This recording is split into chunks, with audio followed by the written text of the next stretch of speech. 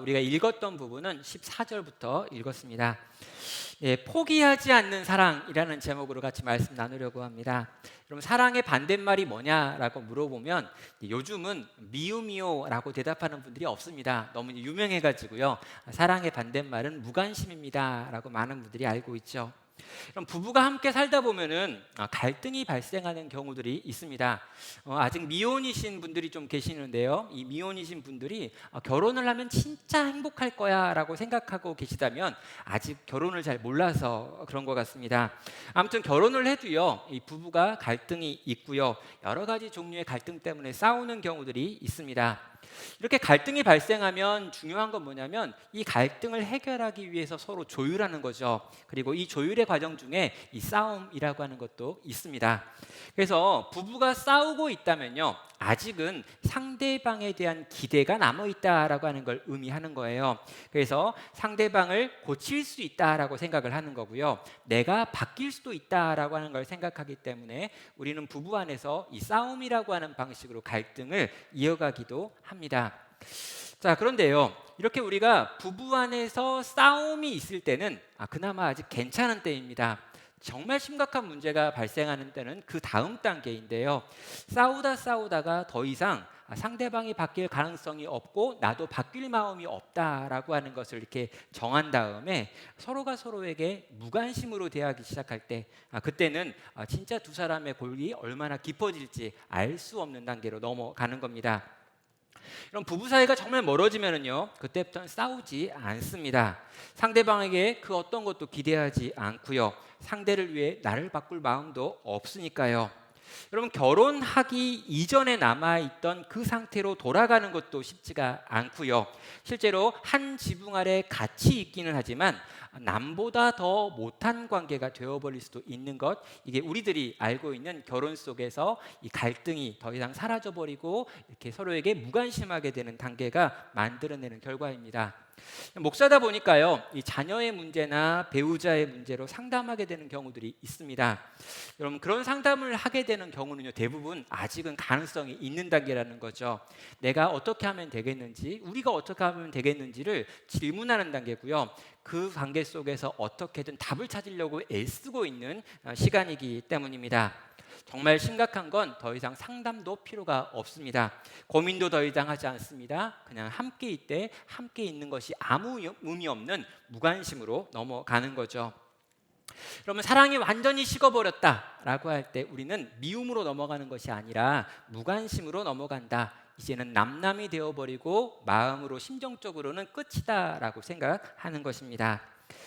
자, 우리가요, 오늘 성경 본문 이 호세아서 2장으로 넘어오면은요, 이 호세아가 이 고멜이라고 하는 자기 아내를 어떻게 붙들고 있는지에 대해서 좀 보여주는 것이 이 호세아 2장의 핵심적인 내용입니다. 자, 호세아 1장의 내용을 잠깐 정리를 해보면은요, 북이스라엘이 우상 숭배를 하고 있었고요, 이 우상 숭배를 하고 있는 북이스라엘을 책망하기 위해서 하나님께서 의로운 선지자였던 호세아에게 음란한 여인과 결혼하라라고 하는 명령을 내립니다. 호세아는 이것이 하나님께서 북이스라엘을 향해서 하고 싶은 말씀이었다라고 하는 것을 알게 되고요, 하나님의 말씀의 종으로서 그 말씀을 증거하기 위해서 자기의 결혼이라고 하는 걸 이렇게 사용하는 데 동의하고 순종을 합니다. 하나님께서 이 모든 어그러진 것들을 반드시 회복시키겠다라고 하신 그 말씀을 믿었기 때문인 거죠. 지금 내가 음란한 여인과 결혼을 하고 음란한 자식들을 낳아서 이 자식들의 이름 하나하나가 다 음란한 이름들이지만 우리 하나님께서 어느 때인가 이 회복의 때를 만들어가지고 이 모든 것들을 회복시킬 것이다 라고 하는 믿음이 있었기 때문에 호세아는 순종함으로 이 말씀대로 음란한 여인과 결혼을 하는 거죠.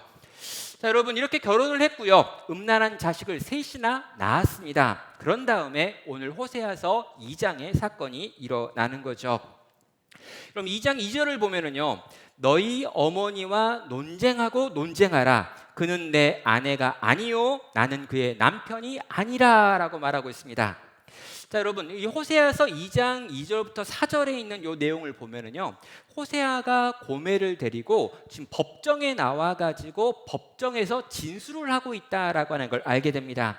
왜냐하면 지금 2절에 등장하고 있는 논쟁하고 논쟁하다라고 하는 요 표현, 요 원어가 고소하는 사람이 재판장을 향해 가지고 지금 자기가 하고 있는 어떤 이 슬픈 것들, 억울한 것들, 분통 터지는 것들에 대해서 이렇게 보고하고 있는, 이 보고할 때 사용하는 법정적 용어를 쓰고 있기 때문이죠. 자, 호세아는 지금 자기 아내 고멜을 고소하고 있습니다. 그는 내 아내가 아니고 나는 더 이상 그의 남편이 아닙니다라고 하는 말을 하고 있는 거죠. 여러분, 구체적인 고발의 내용이 나와 있지는 않습니다. 그러나 이 당시의 요 문화 속에서 요 표현은 굉장히 유명한 표현입니다. 남편이 아내의 부정함을 보게 되고요. 이 부정함에 대해서 아내와 이혼하기 전에, 이혼 문서를 주기 전에 마지막으로 하는 말이 바로 요 말이었기 때문이죠.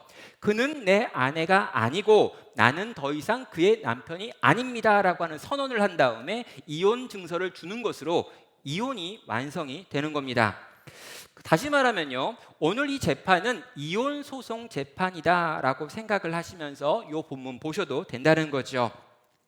자, 호세아가 지금 이 고멜과 맺고 있는 결혼 관계는요, 이 이스라엘과 하나님이 맺고 있는 결혼 관계를 보여주고 있는 것이었습니다.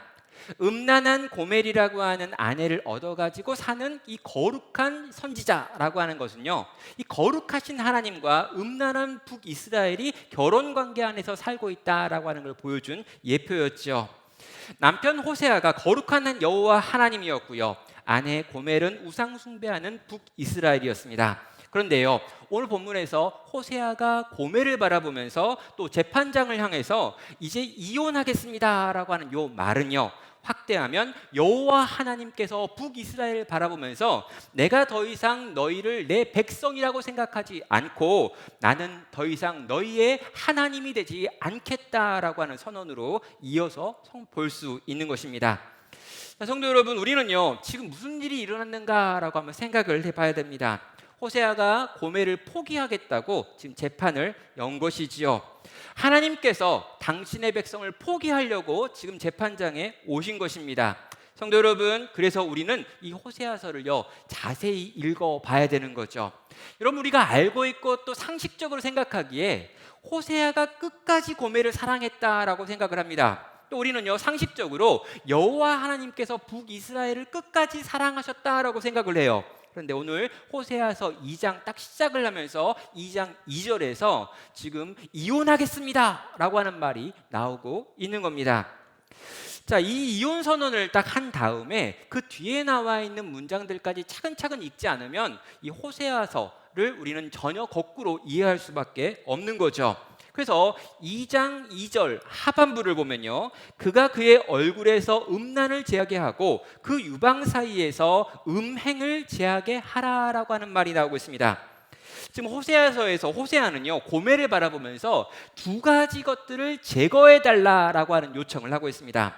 제가 이혼을 하겠습니다. 그런데 내가 지금 이혼을 하려고 하는 이유는 요 두 가지 때문입니다. 그러니까 요 두 가지 이혼 사유만 제거되어지면 저는 이혼하지 않겠습니다 라고 하는 말을 하고 있는 것이죠. 여기서 제거해야 한다라고 말하고 있는 것이 두 가지인데요, 하나는 얼굴에 있는 음란이고 다른 하나는 유방 사이에 있는 음행이었습니다. 자, 여기 있는 음란이 뭐고 여기 나와 있는 음행이 뭐냐라고 하면은요, 이 앞에 나와 있는 얼굴의 음란은 아주 짙은 색조 화장을 의미하는 단어입니다. 또 뒤에 나와 있는 유방 사이에 있는 음행은요, 그 당시 몸을 파는 여인들이 가지고 있었던 향수병을 의미하는 거죠. 다시 말해서 지금 이 고멜은요 지금 길거리에 나가고 있는 겁니다. 길거리에 나가서 몸을 파는 일을 하고 있는데 이 몸을 파는 일을 제발 좀 그만하기 원합니다. 그래서 내가 당신을 재판장에 데리고 왔고 이 재판에 참여하는 모든 분들에게 이 일에 대하여 요구합니다 라고 지금 호세아가 말하고 있는 것이죠. 지금 호세아가 원하고 있는 게 뭔지를 좀 생각해야 합니다. 호세아는 지금 이혼을 하고 싶어 하는 것이 아닙니다. 아내가 얼굴에 있는 짙은 화장을 지우기 원하는 거고요, 남자들을 유혹하는 데 사용하는 향수를 버리기를 원하고 있습니다. 이건요 이혼하고 싶은 게 아니라는 거죠. 내가 정말 이혼하고 싶은 이유가 이건데 제발 이 두 가지 이유만 제거되어지면 나는 다시 이 여자랑 살고 싶습니다라고 하는 말이 호세아가 하고 싶은 말입니다. 다시 말하면 이혼하기 싫다라는 거죠. 어떻게든 살고 싶은데 어떻게든 살아야 하고 또 살고 싶어하고 살려고 애썼는데 이 두 가지 문제만은 해결되지 않으니 제발 이 문제가 해결되어지면 좋겠다라고 하는 게 지금 호세아가 우리에게 요구하고 있는 바입니다. 아내의 이 음란한 행동 좀 막아달라라고 요청을 하는 거죠. 그리고요, 3절과 4절에 넘어가면은요, 아내가 자기의 요청을 들어주지 않을 때 내가 행하려고 하는 조치는 이것들입니다라고 말하고 있습니다. 3절과 4절입니다. 그렇지 아니하면 내가 그를 벌거벗겨서 그 나던 날과 같이 할 것이요, 그로 광야같이 되게 하며 마른 땅같이 되게 하여 목말라 죽게 할 것이며 내가 그의 자녀를 긍휼히 여기지 아니하리라 하리니 이는 그들이 음란한 자식들이라 라고 말하고 있습니다. 정리하면은요, 네가 음란을 포기하지 않으면 나는 너의 옷을 찢어버릴 거야, 물도 안 줄 거야, 네가 낳은 자식들을 양육하라고 양육비도 주지 않을 거야 라고 지금 말하고 있는 것입니다. 여러분, 호세아는요 지금 고멜을 두고 하는 재판정에서 지금 이렇게 만약에 이 여자가 이 음란을 포기하지 않으면 끝까지 쫓아가서 이 여자를 망하게 만들 겁니다 라고 하는 이야기를 하고 있는 거죠. 여러분, 이 이야기를요 제가 이전에 이 청년들을 모아가지고 호세아서 성경 공부를 같이 하면서 이 부분을 좀 같이 해석을 했습니다. 그런데요, 이 부분에 대한 해석을 같이 나누다가 한 젊은 여자아이가 했던 말이 뭐냐면, 아니 호세아 의외로 쿨하지가 않네요 이렇게 이야기하는 거예요. 여러분, 호세아 의외로 쿨하지가 않다라고 하는 이 말 여러분 어떻게 들으십니까? 여러분, 쿨하다, 쿨하지 않다, 쿨하지 않다의 의미가 뭘까요? 찌질하다, 소심하다, 좀 이렇게 질척거린다의 뜻이랍니다. 여러분, 이미 마음도 떠나고 몸도 떠난 여자가 있는데 이 여자를 끝까지 쫓아가면서 제발 가지마 막 한 이목에 얼굴이 질척거린다는 거죠. 그러니까 호세아가 안 그런 줄 알았는데 호세아가 너무 좀 소심하고 찌질하고 질척거리는 거 아닙니까? 라고 이야기하는데 요즘 젊은 친구들은 이 본문을 그렇게 이해하는구나 라고 생각할 수 있었습니다. 성도 여러분, 이미 상황이 이 정도까지 왔다면은요 돌이키기 어렵습니다. 여자애가 문제가 있었고요, 지금 그 문제를 고칠 만한 마음도 없습니다. 여러분, 이런 상황까지 갔으면 남자가 쿨하게 이혼 증서를 딱 써주면서 네가 사랑하는 그 남자한테 가, 나도 내 인생 내가 살 거야 라고 딱 하면서 쫙 따서 탁 던져주고 이렇게 딱 돌아서야 되는데 그게 쿨한 거잖아요. 여러분, 그렇게 쿨하게 반응하지 않고 막 이렇게 막 붙잡고 가지마 막 하고 막 이렇게 네 가면 밥도 안 줄 거야, 물도 안 줄 거야, 양육비도 안 줄 거야 막 이러면 여러분 굉장히 사람을 하여금 짜증나게 만드는 스타일이 되는 겁니다. 그럼 호세아는요 지금 자기 집에서 일어난 사건을 해결하겠다고 공개적인 장소인 성문 앞에 나왔습니다. 그리고요 지금 자기 문제를 해결하겠다고 재판하는 장로들에게 도움을 구하고 있습니다. 많은 사람이 이 집안에서 일어난 일을 공개적으로 다 볼 수 있고 들을 수밖에 없는 상황 가운데로 자기 자신을 던졌다는 거죠. 성도 여러분, 호세아는요 굉장히 찌질하고요, 너무나 찌질하게 지금 이 문제를 해결하려고 하는 것입니다. 여러분, 호세아를 보고 있던 많은 사람들의 시선에는요 이 조소가 가득합니다. 이 인간 여호와의 선지자라더니 뭔가 좀 있는 사람인 줄 알았는데 아내를 어떻게든 포기하지 않으려고 질질 끌려다니는 걸 보니까 진짜 한심하고 찌질한 놈이구나 라고 하는 게 대부분의 사람들이 그 재판정에서 느끼고 있는 정서라는 거죠. 성도 여러분, 우리는요 이런 호세아의 모습 속에서 한번 생각해야 할 게 있습니다.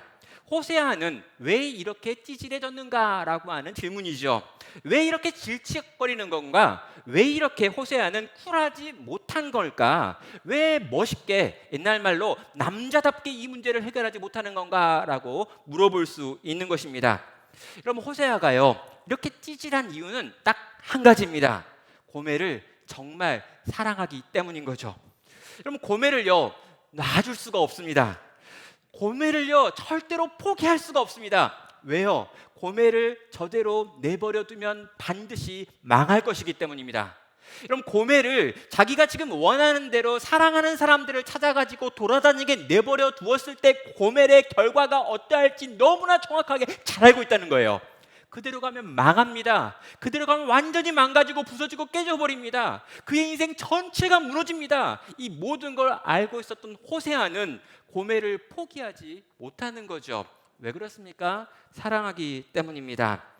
여러분, 호세아는 고멜을 사랑했기 때문에 고멜을 포기하지 못했고요. 어찌하였건 이 고멜의 문제를 해결하고 싶어가지고 공개적인 자리로 데리고 와가지고 지금 재판정에 세운 것입니다. 살리고 돌보고 회복시키기 위해 이 재판정까지 나왔다는 것이죠. 이제 우리는요, 고멜이 좀 궁금합니다. 도대체 이 정도로 자기를 사랑하는 사람이 있으면 이 사람이랑 그냥 잘 살면 되는데 굳이 그렇게 돌아다니는 이유가 뭘까? 고멜은 도대체 뭘 생각한 걸까라고 우리는 질문해야 하는 거죠.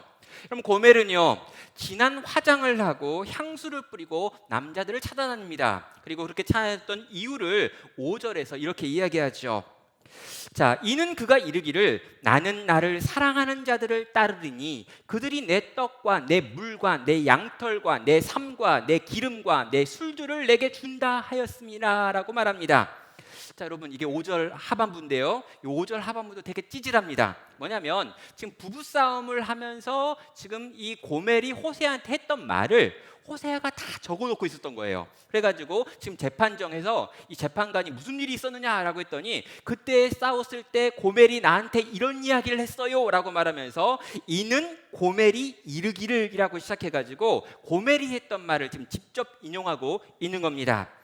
나는 나를 사랑하는 자들을 따를 거야. 그들이 나에게 먹을 것을 주고 마실 것을 주고 입을 옷을 주고 즐길 기름을 주고 술을 줘. 그래서 나는 그를 따라갈 거야 라고 이 고멜이 말했다는 거죠. 자, 여러분, 우리는요, 이 고멜이 북이스라엘을 상징한다라고 하는 것을 알고 있습니다. 지금 북이스라엘의 상태가 딱 바로 그 상태였던 거죠. 그들에게는요, 이미 여호와라고 하는 신이 있습니다. 그 신은요, 애굽에서 그들을 인도하여 낸 신입니다. 여러분, 광야를 지나가게 한 신이고 홍해를 가르신 신입니다. 여러분, 광야에서 40년 동안 만나와 메추라기로 그들을 먹이시고 지키시고 돌보셨으며 가나안으로 들어오게 하신 이가 바로 여호와라고 불려지는 신이시죠. 그런데요, 이 여호와의 도움을 받아서 광야를 지나서 가나안 땅에 이스라엘 백성들이 들어왔습니다. 그런데 가나안 땅에 들어왔더니 가나안 땅에는 새로운 신들이 있었죠. 대표적인 신이 바알과 아세라라고 하는 신입니다. 이런 바알은요, 천둥의 신입니다. 이 천둥은요, 주로 비와 함께 하죠. 그러니까 가나안 사람들이 가나안 땅에서 농사를 지으면서 이 비라고 하는 요소가 너무나 중요하기 때문에 그들의 주신으로 비를 몰고 다니는 바알이라고 하는 신을 섬겼던 것이죠. 여러분, 이스라엘 사람들은요, 가나안 땅에 들어간 다음에 가나안 사람들에게 농사를 배워야 했습니다. 언제 씨를 뿌릴지, 언제 걷어야 할지, 언제 거름을 둘지, 다양한 방식의 작물들은 어느 때부터 시작해야 되는지에 대해서 다 배워야 했던 거죠. 그런데 이 농사를 배우려면요, 이 농사와 관련된 달력이 있는데 그 달력은 대부분 이 바알을 섬기는 제후와 연결되어 있는 달력이었습니다. 여러분, 이스라엘은요, 먹고 살기 위해서, 더 많은 소출을 얻기 위해서 바알 종교를 가지고 올 수밖에 없었고 그들의 달력을 가지고 쓰면서 바알 제의에 참여를 했던 겁니다. 또 여러분, 이스라엘 백성들은요, 아세라라고 하는 여신도 섬기게 됩니다. 아세라는 다산과 풍요의 여신이죠. 그럼 이 아세라 여신은요, 바알의 아내이기도 했습니다. 이런 비를 내리는 신, 남신이 바알이었고요, 이 풍요를 상징하는 신이 바로 아세라였는데 이 둘이 부부였다는 거죠. 여러분, 가나안의 신관에 의하면은요, 이 부부가 사이가 좋으면 그 당시에 이 풍년이 들고 많은 가축들이 새끼를 낳는 일이 벌어집니다. 그래서 이 부부가 사이가 좋으면 풍년, 이 부부가 깨져가지고 사이가 안 좋아지고 각방을 쓰면 흉년입니다. 그래서 하는 게 뭐냐면은요, 이 부부가 어떻게 하면 사이를 좋게 만들까가 이 신을 섬기는 사람들이 가지고 있는 고민인 거죠. 그래서 만든 게 뭐냐면 바알과 아세라 신전 안에 신전 창기라고 하는 걸 만드는 겁니다. 그래서 그들의 신전에 가면은요, 종교적인 의식으로 얼마의 돈을 주고 그 신전에 있는 창녀들과 성관계를 맺을 수 있는 거죠. 바알과 아세라 앞에서 성관계를 맺으면 바알과 아세라가 흥분돼 가지고 서로가 서로를 더 사랑해서 풍년이 든다, 많은 곡식이 나오고 많은 이 동물들이 가축들이 자라난다라고 생각을 했던 것입니다. 성도 여러분, 이 이스라엘은요, 가나안 종교를 딱 경험했는데 가나안 종교에 흠뻑 빠져 들어가 버렸습니다. 왜냐하면 너무나 매력적이었거든요. 그럼 여호와 하나님을 믿는 것은요, 뭔가 좀 재미가 없습니다. 여러분, 이것저것 알아야 될 게 많고요, 지켜야 될 게 많습니다. 여러분, 여러 가지로 좀 이렇게 뭔가 좀 이렇게 우리의 자유를 좀 제약하는 것 같고 우리가 하고 싶은 걸 못하게 하는 것들이 여호와 종교에 있었습니다. 그리고요, 여호와 종교의 그 핵심적인 제사와 어떤 의식들을 보면은요, 재미가 없어요. 뭡니까? 주로 제사를 드리는데요, 여러분 가면 뭘 하냐면 재물을 가지고 와가지고 소가 죽든지 양이 죽든지 염소가 죽든지 아니면 뭐 이렇게 비둘기가 죽든지 뭐가 그냥 죽어요. 어디서 잘라져가지고 피를 막 흘리면서 죽어가고 있는 짐승을 짜져가지고 쪼개가지고 그걸 태우고 태운 연기를 바라보면서 예배가 끝납니다. 여러분, 가나안 종교는 안 그래요. 가나안 종교에 가면 아름다운 여인들이 거의 막 옷을 벗고 춤을 추고 있습니다. 여러분, 이 속에서 자기가 가지고 있는 모든 욕구가 해소되어집니다. 그러다 보니까요, 여러분, 여호와 종교는 재미가 없고 여러 가지 제약이 많은데 가나안 종교는 우리한테 먹을 것도 준다고 하고 마실 것도 준다고 하고 심지어 재미까지 주는 거죠. 사람들은 이 가나안 종교에 빠지고 그 가나안 종교를 받아들일 수밖에 없었습니다. 이런 북이스라엘은요, 몇 년 사이에 완전히 이 가나안 종교에 영향을 받고 있었다는 것이죠. 다시 호세아 이야기로 돌아가면은요, 호세아는 고멜을 가만두지 않겠다라고 이야기합니다.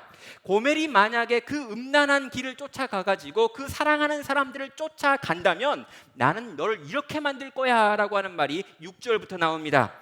그러므로 내가 가시로 그 길을 막으며 담을 쌓아 그로 그 길을 찾지 못하게 하리니 그가 그 사랑하는 자를 따라갈지라도 미치지 못하며 그를 찾을지라도 만나지 못할 것이라. 그제야 그가 이르기를 내가 본 남편에게 돌아가리니 그때 내 형편이 지금보다 나았음이라 하리라 라고 말합니다. 지금 무슨 이야기합니까? 내가 가시로 고멜이 도망가려고 하는 그 길을 막아버릴 거야 라고 이야기합니다. 찌질하죠? 여러분, 뭐 이렇게 찌질합니까? 고멜이 도망가려고 하는 그 길을 가시로 막 막아버릴 거래요. 벽을 쌓아버리겠다고 이야기합니다. 그래서 이 고멜이 도망가는데 그 어떤 남자를 찾아가는데 그 남자를 찾지 못하게 하겠다. 그리고 찾아도 만나지 못하게 하겠다라고 이야기합니다. 길을 헤매게 만들겠다는 거죠. 그래가지고 그 남자를 못 찾아가지고 공급받지 못해서 길거리에서 혼자 울면서 내가 본 남편에게 돌아가야겠네. 그때는 내 형편이 지금보다는 나았는데라고 하게 만들겠다라고 하는 게 지금 이 호세아가 가지고 있는 계획입니다. 그럼 이 계획 들으면서 여러분 어떤 느낌입니까? 여전히 호세아가 마음에 들지 않지 않나요? 호세아 좀 어떻게 느끼세요? 호세아 같은 남자를 만났다. 여러분, 여기 있는 젊은 자매님들에게 말씀드립니다. 내가 누굴 만났는데 호세아 같아요. 나랑 헤어지면 난 끝까지 쫓아갈 거야. 나를 헤어져서 딴 남자 같으면 그 남자와 네 사이에 가시를 막 놓을 거야. 막 이렇게 하고 그 남자를 못 찾게 길을 막고 어둠을 만들어내고 막 그래가지고 끝까지 못 찾게 만들어서 결국 나에게 돌아오게 만들 거야. 여러분, 이런 남자를 만나셨다면 빨리 돌이키십시오. 스토커지 정상적인 사람 아니에요. 정신적으로 뭔가 좀 문제가 있을 수 있습니다.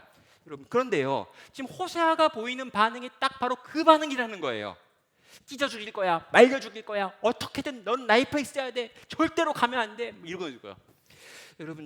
여러분, 이렇게 반응하고 있는 이 호세아의 이 말을 들으면서 고멜은 과연 어떻게 반응할까요? 이런 고멜은요, 이 모든 호세아의 모습을 보면서 짜증이 머리 끝까지 올라옵니다. 고멜이 누구입니까? 여러분, 이미 어렸을 때부터 음란한 여인으로 소문난 여인입니다. 여러분, 거기다가 이 여인이요, 지금 결혼을 한번 했고요, 심지어 애를 셋이나 낳았어요. 여러분, 애를 셋이나 낳은 아주머니입니다. 이 아주머니가 이 정도로 말한다고 해서 자기가 생각하고 있는 걸 꺾을까요? 절대 꺾을 리가 없는 사람이라는 거죠. 호세아, 너 왜 이렇게 구질구질해? 호세아, 너 진짜 좀 그러지 좀 마, 제발 좀, 이렇게 얘기했죠. 그러면서 아주 비아냥거리고 비웃으면서 호세아를 치고 자기가 가버릴 길로 가버리는 것, 이게 고멜이 하는 선택이 될 것입니다. 차마 자기를 떠나려고 하는 이 자기를 막 붙들려고 이 치마를 붙들고 막 있는 이 찌질한 호세아라고 하는 지 남편을 버리며 떠나가는 것, 이게 고멜이 할 수밖에 없는 선택이라는 거죠. 여러분, 여기까지가 호세아와 고멜 사이에 있었던 이야기입니다. 그런데 이 이야기를요, 10장이 10절이 딱 넘어가면서 갑자기 북이스라엘과 여호와 하나님에 대한 이야기로 본문이 전환이 되고 있습니다. 그래서 11절을 보면은요, 이제 본문이 완전히 바뀐 것처럼 하나님께서 북이스라엘을 어떻게 하시겠다라고 하는 내용으로 이어지고 있죠. 11절은 말합니다. 내가 그의 모든 희락과 절기와 월삭과 안식일과 모든 명절을 폐하겠고 그가 전에 이르기를 이것은 나를 사랑하는 자들이 내게 준 값이라 하던 그 포도나무와 무화과 나무를 거칠게 하여 수풀이 되게 하며 들짐승에게 먹게 하겠다라고 말합니다. 여러분, 갑자기 하나님께서 지금 등장을 하셔가지고 북이스라엘을 향한 하나님의 마음을 쏟아 놓으시죠. 그런데 여러분, 이 내용이 여러분 호세아가 고멜을 향해 했던 말과 지금 하나님이 북이스라엘을 향해 하는 말이 다르지 않습니다. 스케일이 좀 달라졌어요. 좀 더 커졌습니다. 그러나 똑같은 말을 하고 있습니다. 그럼 11절에 무슨 말합니까? 모든 희락과 절기와 안식과 월삭과 안식일과 모든 명절을 다 없애버리겠다. 다시 말하면 달력에 있는 모든 빨간 날을 없애버리겠다라고 말하는 겁니다. 여러분, 얼마나 충격적입니까? 여러분, 우리가 한 주를 살 수 있는 힘이 어디서 나오죠? 빨간 날이 있기 때문입니다. 여러분, 우리가 한 달을 살면서 그나마 견디는 이유는요, 거기에 있는 빨간 날들, 출근하지 않는 날들, 학교 가지 않는 날들, 노는 날들, 계속 잘 수 있는 그 시간들, 요 빨간 날이 있기 때문에 살 수 있어요. 여러분, 이 모든 빨간 날을 다 지워버리겠다. 이게 하나님이 하시는 첫 번째 경고입니다. 12절에 보면요, 모든 나무와 무화과 나무를 거칠게 해가지고 수풀이 되게 하고 그것들을 들짐승이 먹게 하겠다라고 이야기를 하지요. 무슨 말입니까? 모든 먹을 것을 다 빼앗아 버리겠다고 이야기합니다. 소출이 없게 만들 거라고 이야기합니다. 너희를 기쁘게 하는 포도나무도 없애버리고 너희의 양식이 되는 무화과 나무도 내가 다 없애버릴 거다라고 이야기하면서 지금 경고하고 있죠. 얼마 동안 13절에 보면 내가 나를 떠나 있던 그 시간만큼 그렇게 하겠다라고 지금 경고하는 것입니다. 사랑하는 성도 여러분, 호세아도 하나님도 이 배신한 고멜을, 또 배신한 이 북이스라엘을 그냥 내버려 두지 않겠다라고 말씀하고 있는 거죠. 끝까지 쫓아가서 끝까지 못 살게 굴어서 결국에는 돌아오게 만들겠다. 이게 하나님께서 북이스라엘을 향해서 가지고 계신 마음이었던 겁니다. 성도 여러분, 우리는요, 성경을 읽으면서 그냥 성경에 나와 있는 그 이야기만 읽어서는 안 되고요, 종종 그 말을 왜 이렇게 할까라고 하는 걸 생각하며 읽어야 합니다. 여러분, 이 문장들이 도대체 뭘 담고 있는 걸까 생각해야 되는 거죠. 호세아와 하나님께서 가지고 계신 이 목소리를요, 한번 들어볼 필요가 있습니다. 여러분, 글로만 읽지 마시고요, 도대체 이 말을 왜 할까, 이 말을 할 때 그분의 목소리와 톤이 어땠을까를 생각해 보는 겁니다. 여러분, 하나님이요, 이스라엘 백성을 때리고 계십니다. 그런데요, 이 때리시는 하나님의 손이 부들부들 떨립니다. 여러분, 이 고멜을 바라보면서요, 호세아가 막 화를 내고 있습니다. 그런데 여러분, 화를 내고 있는 호세아의 목소리 깊이에는요, 떨림과 슬픔이 묻어나고 있다라는 거죠. 고멜과 이스라엘을 찢어 죽이고 말려 죽이겠다라고 이야기하고 있습니다. 그런데 여러분, 그 속마음은 뭐냐면요, 절대로 내가 너를 찢지 않을 거고 절대로 내가 너를 말려 죽일 수 없다는 것입니다. 이대로 내버려두면 넌 망할 수밖에 없고 이대로 내버려두면 넌 끝날 수밖에 없기 때문에 어떻게든 난 널 붙들고 너와 씨름해서 끄집어내서 거기서 여기로 건져낼 거라고 지금 말씀하시는 호세아와 여호와 하나님의 음성이 이 안에 담겨 있다는 것이죠. 여러분, 호세아서는요, 이 2장을 볼 때 두 분류로 나눠집니다. 앞부분 2절부터 13절까지 내용에는요, 주로 징계하시는 하나님의 목소리가 담겨 있어요. 그렇다면요, 14절부터 우리가 읽었던 23절까지 말씀에는 어떤 내용이 있었습니까? 싸매시는 하나님에 대한 내용이 나옵니다. 여러분, 전반부에서는요, 막 쥐잡듯 잡으려고 했었어요. 막 하나님께서 화를 내고 있었습니다. 그런데요, 여러분, 이 사랑하는 관계에서 막 화를 내면 어떤 일이 벌어집니까? 막 내가 화를 내면서 화를 내는 내가 힘들죠. 막 이렇게 내가 지금 화가 났습니다. 근데 사랑하는 사람한테 내가 화났다는 걸 표현했어요. 막 화를 내요. 여러분, 화를 막 내면서 중간에 계속 미안해집니다. 화를 내는 내가 부끄러워지고요. 이렇게까지 화를 내도 되나라는 생각이 듭니다. 그래서요, 하나님께서도 호세아도요, 지금 막 화를 내다가 중간에 갑자기 모드를 바뀌어가지고요, 근데 있잖아, 내가 너한테 화를 냈지만 널 미워한 건 아니야. 그리고 이렇게 화를 내는 건 이유와 목표가 있어 라고 이야기하면서 그 다음 이야기로 싸매어주고 회복시키는 이야기들이 이어지고 있는 것입니다. 우리 하나님 왜 이러실까? 한번 생각해 보시면 좋겠습니다. 우리 하나님 도대체 왜 이렇게 왔다리 갔다리 하시나? 호세아가 그런 건 좀, 호세아가 좀 바보 같아서 찌질해서 그렇다고 치고요, 우리 하나님께서 북이스라엘을 바라보면서 왜 앞에서는 화를 내다가 뒤에서는 싸매시는가라고 질문할 수 있다는 거죠. 왜 그럴까요? 하나님 너무 불안해 보이시고요, 하나님 뭔가 좀 초조해 보이십니다. 하나님 도대체 이렇게 이 앞부분과 뒷부분이 다른, 이렇게 앞과 뒤가 다른 이 모습이 별로 어색해 보이십니다. 그런데 여러분, 하나님이 왜 그러실까라고 생각하면 답은 한 가지죠. 하나님에게 이스라엘은요, 진짜 아내였기 때문입니다.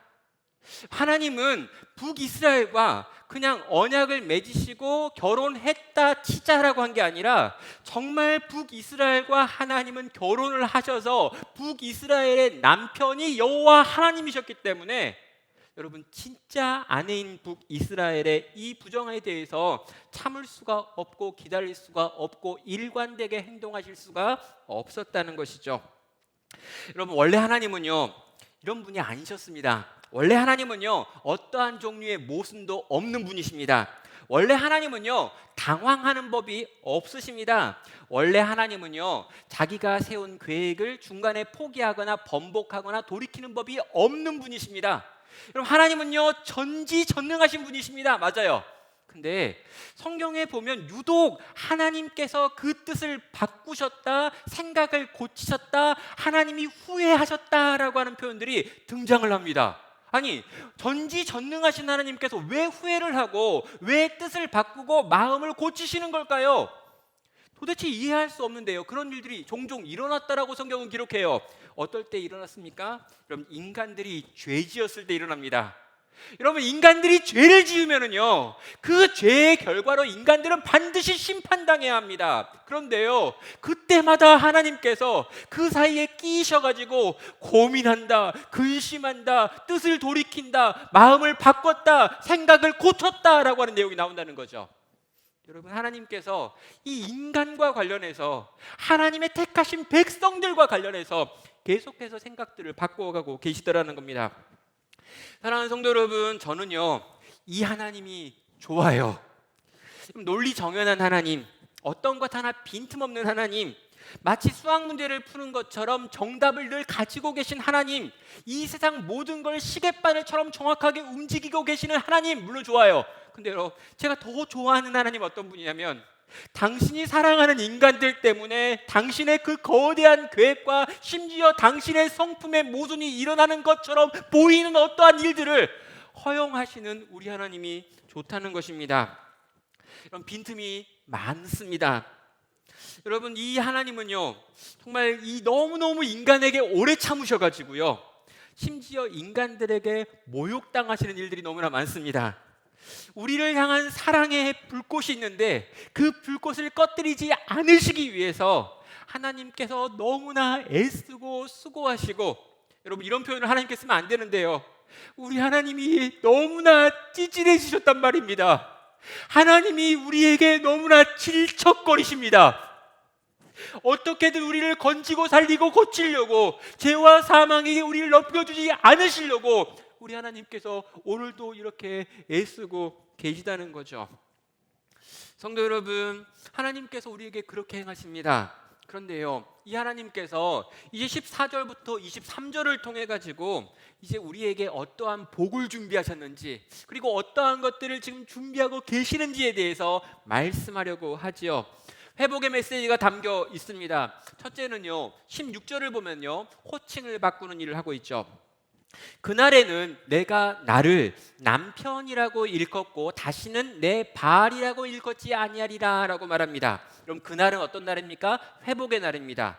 여러분, 이 고멜이 돌아오는 날입니다. 그리고 북이스라엘이 우상 숭배를 포기하는 날입니다. 그들이 그렇게 뒤집어 하나님을 향해 돌아오는 그때는 어떤 일이 벌어집니까? 너희가 나를 이제부터 남편이라고 불러도 된다라고 이야기해요. 여기 있는 이 남편이라고 하는 표현은 이쉬라고 하는 표현입니다. 그리고요, 거기 무슨 말이 있습니까? 더 이상 내 바알이라고 부르지 않을 것이다 라고 말하죠. 여러분, 이 바알이라고 하는 표현이 여러분 대문자로 쓰면은 가나안 땅에 있는 이 우상을 말합니다. 그런데요, 이걸 소문자로 쓰면 일반 명사가 돼가지고 뭘 의미하냐면 나의 주인이라고 하는 뜻이기도 하고요, 또 내 남편이라고 하는 뜻도 있습니다. 그러니까 바알도 남편이고 이쉬도 남편입니다. 그런데 이 둘이 약간 의미가 틀려요. 그럼 바알이라고 하는 요 단어는요, 이 주종 관계를 의미합니다. 남편이 주고 내가 종이라는 거예요. 그래서 남편이기는 한데 나의 주인이고 나의 몸값을 주고 나를 샀기 때문에 남편에게 모든 권한이 다 있는 관계, 이게 남편이기는 하지만 바알이라고 부르는 관계입니다. 그런데 이제는 더 이상 바알이 아니라는 거예요. 뭡니까? 이씨입니다. 여러분, 이씨라고 하는 이 남편, 이 단어는요, 동등한 관계, 수평적인 관계에서 만들어진 두 사람을 의미할 때 이씨라고 하는 단어를 사용하고 있는 거죠. 그럼 이게 가능한 이야기일까요? 그럼 당시 북이스라엘과 하나님과의 관계는요, 가늠한 아내와 남편과의 관계였습니다. 그럼 가늠한 아내가요, 실수도 아니고 의도적이었고 반복적이었고 지속적으로 가늠한 아내가 있습니다. 그런데요, 이 가늠한 아내와 남편과의 관계가 회복될 수 있는 걸까요? 그럼 이전의 상태로 돌아갈 수 있는 걸까요? 그리고 이전의 상태보다 더 나은 상태로 돌아갈 수 있는 걸까요? 여러분, 어떻게 생각하십니까? 여러분, 분명히 이 아내가 정말 가늠했고 이 가늠이 지속적이었고 많은 일들이 일어났고 이로 인하여 엄청난 일들이 있었습니다. 근데요, 이 남편이 결혼을 깨기 싫은 거예요. 그래서 어떻게 설득을 해가지고 이 결혼을 이어가자라고 해가지고 이 여인을 데리고 와서 집에 있습니다. 그럼 여러분, 이 관계가 회복됐을까요? 여러분, 여전히 그 마음 가운데 거리는 있을 거고요, 여전히 이 관계에서 불평등이 있을 것이고 이 관계 속에 불편함은 끊임없이 있을 겁니다. 그래도 참 훌륭하다라고 이야기하겠죠. 근데 여러분, 하나님께서 지금 회복시키겠다라고 이야기하는데 어떻게 이야기하는 거냐면, 그냥 데리고 와서 집에 오고 서로가 서로에게 남편, 아내라고 부르는 관계를 뛰어넘어서 그 이전보다 훨씬 더 친밀한 관계로 바꿀 거다, 더 수평적인 관계가 될 거고 더 존중할 거고 더 사랑할 거다라고 이야기를 하는 겁니다. 이전보다 훨씬 더 친밀한 관계로 내가 너를 다시 세울 거다라고 하는 약속을 하고 계신다는 거죠. 여러분, 이전보다 더 사랑스러운 눈빛으로 바라보겠답니다. 여러분, 그게 가능할까요? 이전보다 더 너를 존중하겠다라고 이야기합니다. 그럼 이게 어떻게 가능하죠? 이전보다 훨씬 더 너를 풍성하게 만들기 위하여 내가 애쓰고 수고하겠다라고 약속하고 계시는 것입니다. 네가 바알과 아세라를 버리고 오기만 하면 나는 널 이전처럼 또 이전보다 더 사랑하고 존중하고 보호하고 지키겠다라고 하는 이 남편의 고백이 여기에 있는 것이죠. 여러분, 우리를 아프게 하신 이가 우리를 싸매실 것입니다. 그런데 싸매실 때 우리를 이전보다 훨씬 더 온전하게 만드시는 그분의 치료의 역사가 일어날 것이다라고 말씀하고 있는 것이죠. 사랑하는 성도 여러분, 우리의 결혼 서약 혹시 여러분 기억하십니까? 여러분, 결혼하실 때 우린 이 서약문, 혼인 서약이라고 하는 걸 합니다. 그래가지고 여러 가지 것들을 이야기하죠. 거기 보면 이런 내용들이 있습니다. 부유하거나 건강하거나 잘 될 때에도, 그러나 반대로 가난하거나 아프거나 내 모든 일들이 안 되고 망할 때라도, 젊었을 때도 라고 있지만 내 머리가 흰머리가 되고 팥뿌리가 될 때까지도 라고 이야기하고 있습니다. 여러분, 우리는요, 요 결혼 서약을 했어요. 근데 결혼을 한 다음 날 다 잊어버립니다. 그리고 지금은 거의 기억나지 않죠. 그런 게 막연하게 있었던 것 같다라고 생각합니다. 그리고 어떻게 합니까? 우리 맘대로 삽니다. 여러분, 이 혼인서약을 분명히 하긴 했는데 이 혼인서약의 내용을 정말로 내 삶 가운데 가지고 와서 내 마음에 새겨놓고 날마다 그걸 떠올리면서 그 언약대로 살려고 애쓰는 경우가 없다라는 거죠. 근데 여러분, 북이스라엘 사람들도 그랬습니다. 그들도요 분명히 하나님과 언약을 맺었습니다. 분명히 하나님께서 우리를 지키고 보호하시고 그 가나안 땅으로 들어가게 하시면 우리는 하나님의 말씀에 순종하고 끝까지 하나님께 충성하겠습니다라고 하는 언약을 했다고요. 시내산에서 했고 가나안 땅에 들어가기 직전에 또 한 번 했습니다. 분명히 이스라엘 백성들은요 하나님과 언약을 맺어가지고 하나님의 아내가 되었고 하나님은 이스라엘의 남편이 되셨습니다. 근데 이스라엘은요 그 언약을 잊어버렸습니다. 그런데요 여러분, 우리도요 그와 비슷합니다. 우리도 하나님과 언약을 맺었어요. 언제 맺었습니까? 그분을 영접할 때요. 그가 우리 가운데 오셔서 나의 구원자가 되어주시면서 동시에 나의 주인이 되어주십시오라고 우린 기도했습니다. 그래서 그분을 내 인생에 모셔드렸죠. 그렇게 여러분이 그분을 내 안에 모셔드렸다면 그분은 나의 인생을 지키시고 돌보셔가지고요 나에게 영원한 생명을 주시겠다고 약속했습니다. 나의 모든 죄의 문제를 해결하시고 나로 하여금 우리가 영원한 생명에 들어가게 만드시겠다고 그분은 약속하셨어요. 그 약속을 믿고 신뢰함으로 우리는 그분에게 나의 구원자와 나의 주인이라고 인정하고 고백했죠. 여러분, 그분이 나의 주인이면 나는 그분의 종입니다. 그렇다면 여러분, 우리의 삶 속에서 정말 그분을 주인 삼아 그분의 종으로 살아가고 계십니까? 날마다 내 인생의 문제를 결정할 때 그분께 묻고 계십니까? 그분의 뜻이 무엇이고 그분의 계획이 무엇인지에 관심이 있으십니까? 정말 그분이 나를 향해 어떤 마음을 품고 계시길래 그 마음이 뭔 줄 알아가지고 내게 주어진 한 번밖에 없는 생을 그분을 위해 어떻게 살아드릴지 생각하고 사시냐는 거예요. 분명히 그렇게 약속했잖아요. 분명히 그렇게 말씀하셨잖아요. 분명히 그렇게 고백하면서 나에게 영원한 생명이 있다라고 하는 선언을 받아들이셨잖아요. 정말 그렇다면 여러분이 하셨던 그 약속을 여러분은 얼마나 지금 지키고 계신다는 거죠. 이런 북이스라엘이요 하나님께 언약했지만 그 언약을 전혀 지키지 않고 바알과 아세라를 숭배하고 따라간 것처럼 어쩌면 우리도요 먹고 마시고 시집가고 장가가고라는 인생의 모든 문제들을 해결하기 위해서 우리가 맺었던 언약으로부터 한없이 멀어져 있는 건 아니냐는 것입니다. 그렇습니다. 우리도 북이스라엘과 똑같고요 고멜과 똑같습니다. 약속했는데 약속 잊어버렸습니다. 우리 맘대로 우리 뜻대로 우리의 인생의 대부분을 살고 있죠. 그런데 문제가 뭐냐고요? 뭐가 이상한 일이냐고요? 우리의 남편 되신 주님은 그 언약에 묶이셨습니다. 우리의 남편 되신 주님은 그때 맺은 그 언약을 무식하게 지금도 지키고 계신다는 거예요. 우리는 잊어버린 그 서양문을 그는 여전히 마음에 품고 있습니다.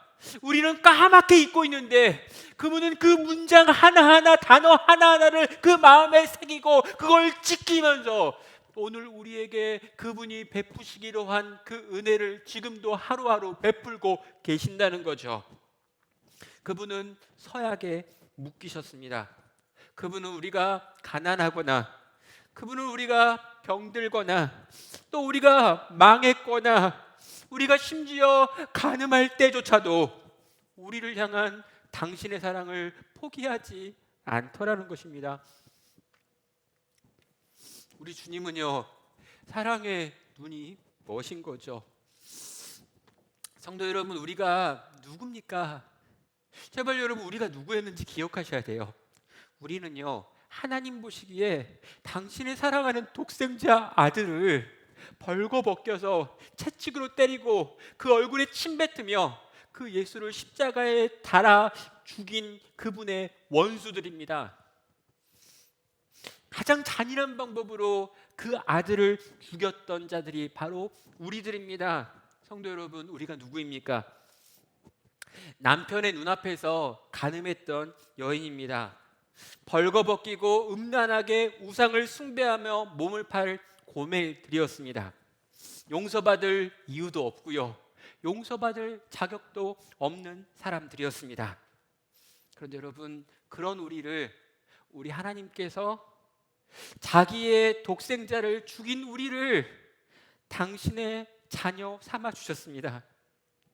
음란한 고멜들이었던 우리를 그 거룩하신 하나님께서 당신의 아내 삼아 주셨습니다. 그리고 그분은 우리에게 이씨가 되어 주시지요. 우리 하나님은요 사랑의 눈이 머셨습니다. 우리는 끊임없이 한눈을 팝니다. 우리는요, 모든 걸 다 봐요. 딱 하나 안 보는 게 있는데 하나님을 바라보지 않습니다. 우리는 모든 걸 다 보는데요, 우리의 눈이 유일하게 머물지 않는 곳이 있는데 우리의 남편을 보지 않아요. 그런데 우리의 남편이신 그분은 끊임없이 우리만 바라보고 계신 것입니다. 우리는 서약서에 잉크가 마르기도 전에 그 서약문을 찢어버렸습니다. 그리고 내 맘대로 행했습니다. 그런데 우리 하나님은 한눈 팔지 않으시고 그 찢겨진 서약문을 다시 모아서 스카치 테이프로 하나하나 붙인 다음에 그 서약문을 자기의 가슴에 품고요, 그 서약의 내용들을 오늘도 한 줄 한 줄 지켜내고 계시더라는 것입니다. 사랑하는 성도 여러분, 하나님은 우리를 향한 사랑에 눈이 머셨습니다. 그리고요, 이 하나님이 우리에게 이제 이렇게 약속하고 계십니다. 거기서 비로소 그의 포도원을 그에게 주고 아골 골짜기로 소망의 문을 삼아 주리라. 15절입니다. 여러분, 아골 골짜기가 어디입니까? 여러분, 아간을 돌로 쳐서 죽였던 장소입니다. 고통의 장소이고요, 사망의 장소이고요, 절망의 장소가 아골 골짜기입니다. 그런데요, 이 아골 골짜기를 소망의 문이 되게 만드는 역사를 행해서 너를 살리고 고치고 회복시키겠다라고 그분은 우리에게 약속하고 계신다는 거죠. 우리 하나님께서 거기서 다시 시작하겠다는 겁니다. 다 끝나버린 것 같은, 이제 끝나버린 것 같은, 더 이상 회복의 가능성이 없는 것 같은 바로 그때 거기서 다시 시작하시는 은혜를 베푸심으로 우리의 결혼을, 우리의 관계를 다시금 만들어가겠다고 약속하신다는 거죠. 성도 여러분, 아골 골짜기에 혹시 내려가 계신 분들 계시지 않습니까?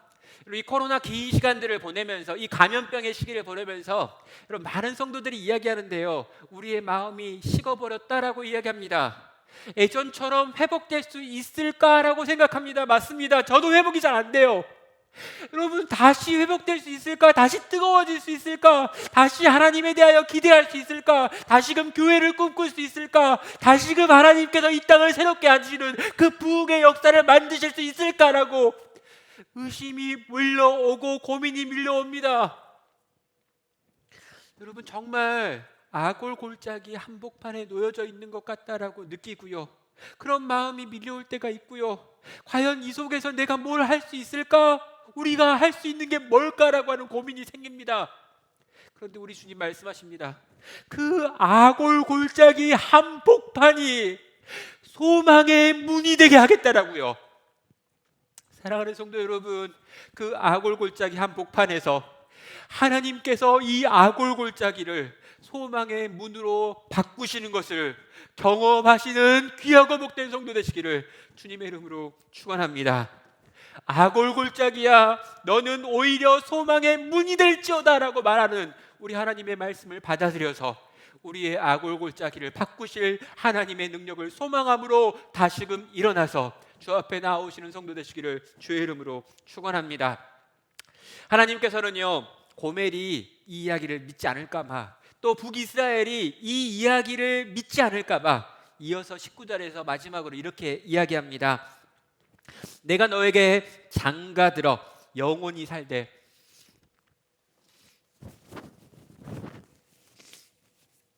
공의와 정의와 은총과 긍휼이 여김으로 내가 장가들며 진실함으로 내게 장가들리니 내가 여호와를 알리라 라고 말합니다. 여러분, 장가들어, 장가들리니, 장가들린다라고 얘기하죠.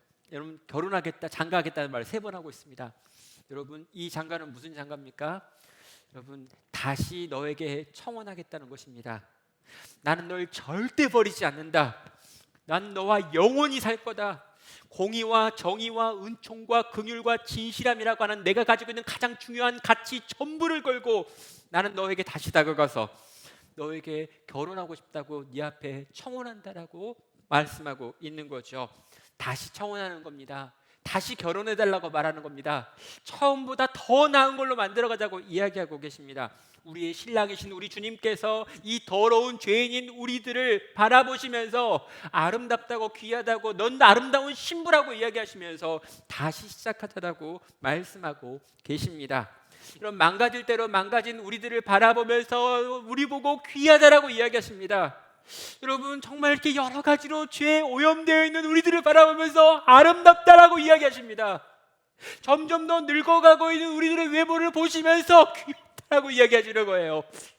어떻게든 난 널 절대 포기하지 않을 거라고 이야기하면서 널 회복시켜서 너와 함께 다시 결혼해서 살겠다라고 지금 말씀하고 계시는 것입니다. 그것이 우리 주님이시고요, 우리 주님이 오늘 우리에게 들려주시기 원하는 말씀이었습니다. 사랑하는 성도 여러분, 이 주님의 사랑에 눈멀어 있는 고백, 이 고백을 다시금 들으시길 바랍니다. 그리고 그 주님 바라보시길 바랍니다. 그리고 얼마나 주님과 멀리 떨어져 있었건간 상관없이 다시금 사랑으로 돌아오라고 말씀하시는 그 주님 앞에 예라고 대답하시기 바랍니다. 우리의 모든 연약함과 모든 부족함과 모든 음란함과 모든 것들을 다 이 시간 주 앞에 내려놓고요, 주님의 이 초청 앞에 반응하여 그분의 사랑에 나도 사랑한다고 반응하며 다시금 발걸음을 옮길 수 있는 귀하고 복된 성도 되시기를 주님의 이름으로 축원합니다. 이 시간 함께 우리 들은 말씀을 가지고요, 기도의 자리로 나아가도록 하겠습니다. 당신은 사랑의 눈먼 주님이십니다. 그럼 그 주님의 그 크신 사랑의 고백 앞에서 아직도 그 서약을 기억하시고 그 서약의 문구 하나하나들을 이행하시는 이 신실하신 남편 되신 우리 주님 앞에 나의 부정함과 나의 음란함과 나의 우상 숭배를 이 시간 내려놓고요, 다시금 내가 그 사랑 앞에 사랑으로 반응하겠습니다. 주님, 당신의 그 초청에 예라고 반응하겠습니다. 지금 여러 가지로 무너져 있는 나의 모든 영역들 가운데 회복시켜달라고 구하며 나아가겠습니다. 주의 회복이 필요하고 주님, 나의 이 악올 골짜기가 소망의 문이 되는 걸 보기 원하오니 주여 여기 오십시오, 여기 임하십시오, 여기 임하시옵소서. 함께 같이 합심하여 기도로 주 앞에 나아가겠습니다. 오 하나님 아버지, 악올 골짜기가 소망의 문이 되게 하여 주시옵소서. 주여 하나님 아버지, 우리의 약하고 무너진 것들과 아픈 것들과 상한 것들과 멀리 떠나온 것들과 아버지 멀리 아버지 밀려와 있던 모든 것들 가운데 주여 하나님 아버지, 친히 하나님께서 오셔서 역사하시는 것들 보게 하여 주시옵소서. 오늘 나에게 찾아오셔서 당신이 어떻게 우리를 사랑하시는지, 얼마나 우리를 사랑하시는지, 얼마나 집요하게 우리를 사랑하시는지 이 질척거리시는 하나님으로 주여 하나님 아버지, 끊임없이 우리를 향한 사랑의 손을 내미시는 하나님으로 주여 하나님 아버지, 우리가 돌이키기를 간절히 바라시며 어찌하였건 우리의 영혼을 건지시기 위하여 오늘도 애쓰시고 계시는 하나님으로 주여 우리 가운데 찾아오셔서 말씀하여 주시옵소서. 우리의 생각 가운데 역사하시고 우리의 마음 가운데 역사하시고 오늘 우리를 향해 내미신 그 손을 아버지 우리가 붙들게 하셔서 주여 하나님 아버지, 넘어진 자리에 일어나게 하시고 지친 자리에 회복되게 하시고 다시금 사랑